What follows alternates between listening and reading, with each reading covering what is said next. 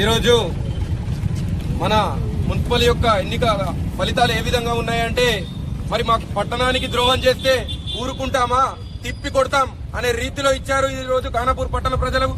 వారందరికీ పేరు పేరున జేఏసీ తరపున పాదాభివందనాలు తెలియజేస్తున్నాము.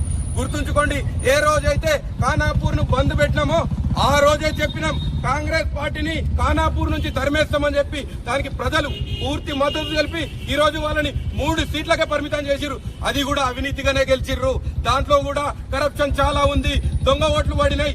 ఓటు వేసి మరి ఫోటో బయటకు తీసుకొచ్చిన సందర్భాలు ఉన్నాయి. మరి ఈ ఓట్లు కూడా ఉన్నాయి కాబట్టి మీకు ఇచ్చిర్రు 3 సీట్లు. దాంతో ఊరుకోండి, అంతేగాని అక్కడ దిట్టు ఇక్కడ దిక్కుడు కొనుక్కొని మీరు చైర్మన్ అయ్యే ప్రయత్నాలు చేయకూర్రి. మిమ్మల్ని మా ఖానాపూర్ పట్టణ ప్రజలు తిరస్కరించిర్రు. మీరు అక్కడనే ఆగిపోరి. మా స్కూల్ ని మాకు తిరిగి ఇవ్వండి. ఖానాపూర్ పట్టణంలో మా integrated young India integrated residential school Khanapur లోనే నిర్మించాలి. ఖానాపూర్ లోనే శంకుస్థాపన చేయాలి.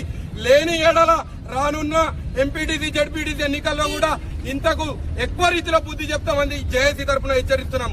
జేఏసీ ఐక్యత, జేఏసీ ఐక్యత.